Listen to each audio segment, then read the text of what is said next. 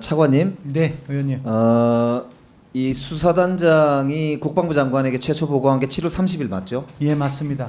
그리고 나서 이첩 보류 지시를 7월 31일 날 장관이 해병대 사령관에게 유선으로 한다 맞죠? 예, 맞습니다. 그리고 이첩 보류 지시를 하고 나서 국방부 장관이 법무관리관에게 법리검토 지시를 한 게 맞죠? 네, 맞습니다.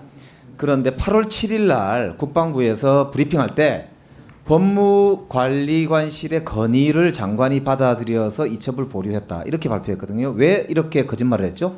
거짓말을 한 거는 모르겠고요. 사실관계가 모르다니. 거짓말이잖아요. 사실관계를 차관이 확인하는 조금 전에- 과정에서 아니, 사실관계를 확인하는 잠깐만. 과정에서 정정을 한 거라고 보고 있습니다. 무슨 정정을 해요? 아까 말씀하신 그대로. 그러니까 차관이 제가 물어봤잖아요. 네, 이첩 보류를 국방부 장관이 해병대 사령관에게 지시를 하고 네, 그리고 나서 국방부 장관이 법무관리관에게 법리검토를 지시했다. 네, 맞다고 그러셨잖아요. 네, 맞습니다. 그런데 국방부에서 발표할 때는 법무관리관이 장관에게 건의를 해가지고 그게 장관이 받아들여서 이첩 보류를 지시했다 이렇게 발표를 했단 말입니다. 네. 거짓말이잖아요. 앞뒤가 다르잖아요. 이게 거짓말이 되려면요, 의원님 말씀이 한쪽에서 의혹이 제기된 다음에 말이 바꿔야 되는 건데 이게 다 국방부에서 확인 과정에서 저희 스스로 먼저 이야기한 겁니다. 그렇기 때문에 스스로 뭐를 먼저 얘기를 하셨죠? 정정해서 의원님께서 저한테 질문했던 사안을 국방부가 이야기한 겁니다. 그게 의혹이 제기되니까 바꾼 거란 말이에요. 이게 왜 그러냐면 이 수사단장이 중간에 무슨 이야기를 하냐면은 이겁니다. 장관 보고하고 나니까 안보실에서 연락이 와가지고 수사 결과 보고서를 보내라고 하더라. 못 그거는 수사 기밀을 유출하는 거기 때문에 못 보내겠다고 하니까 다시 연락이 와서 언론 브리핑 자료라도 보내달라고 해서 보내줬다.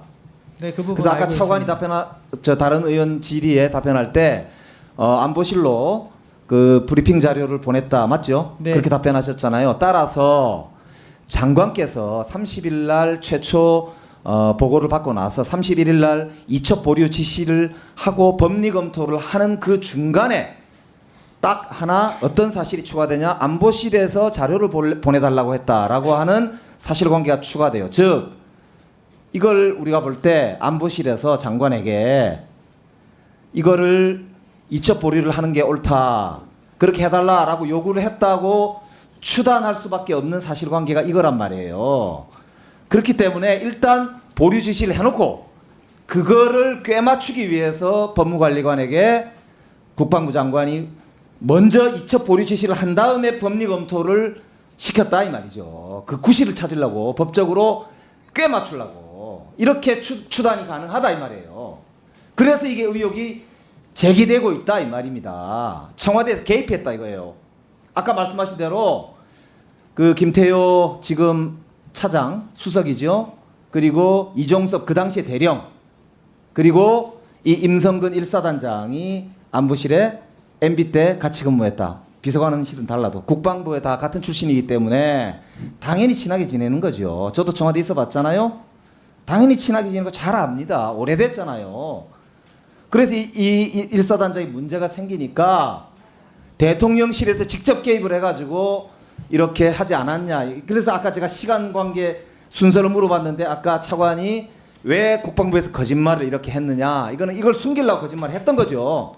근데 의혹이 제기되니까 다시 이걸 뒤집은 거죠. 의원님 그렇지 않습니다. 그리고 김태호 차장을 자꾸 이야기하는데 그 당시에 그러니까 그렇지 의원님 않은 게 아실 어떻게, 거라고 생각하는데 아니, 시간상으로 어떻게 예. 그렇지 않은지를 말씀해 보세요.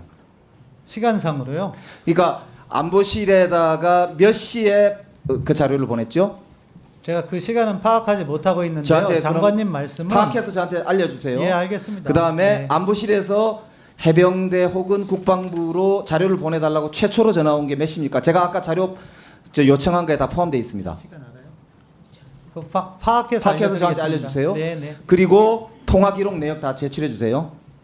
뭐 가능한 거는 가능한 게 아니죠. 이거에 핵심적으로 제기되는 의혹이기 때문에 이거에 대해서 자료를 제출하셔야 돼요. 그래야 의혹을 깔끔하게 해소할 수가 있습니다. 자, 제출해 주세요. 법무관리관님. 네. 하나 물어봅시다. 그 법무관리관이 그 수사단장하고 통화를 해가지고 이 혐의 내용 등을 빼도 된다라고 하는 사실에 대해서 알려준 적이 있습니까? 관련 기록만 보내는 방법도 있다라는 걸 알려준 적이 있습니다. 그러니까 그게 그 이야기죠. 같은 이야기죠. 근데 저는 그분한테 그런 지시 형태의 말을 한 적이 없고, 아니 제가 지시라고 물어보잖아요. 그러니까 군사보건법상 알려준 사실인가? 알려줬습니다. 자 봐요. 저게 지시라고. 공무원들이 자, 그걸 알려준 정리하십시오. 그게 장관의 지시로 법무관리관이 법적 조언을 하고 법적 해석을 하는데, 장관이 지시로 그거를 그 사람한테 알려줘라고 했을 때 그게 저는 수사 개입이 되니까 알려줄 수 없습니다 이렇게 말을 할 수는 없습니다. 저는 제가 맞는 군사법법상의 취지를 부당한 지시를 따랐다 그 말이죠. 부당한 지시가 아닙니다. 그거는 군사법을 어떻게 해석하느냐에 대한 문제고, 그 해석에 대해서 알려주보라고 하면 제가 그걸 알려줄 수 있다고 생각하고 그게 제 권한 범위 내에 있다고 생각합니다. 자, 그만하세요. 권한 없는 자가 그렇게 하는 게 그게 직권 참, 아니에요. 김영배 의원. 예? 김영배 의원님 청와대 계셨어요? 청와대 무슨 직급으로 계셨는지 모르지만 그 당시 청와대와 지금의 용산이 같은 패턴으로 움직인다고 단언은 안 하는 게 좋을 것 같아요. 자, 김영배 의원 청와대 계신 줄 몰랐네. 구청장만 하신 줄 알고.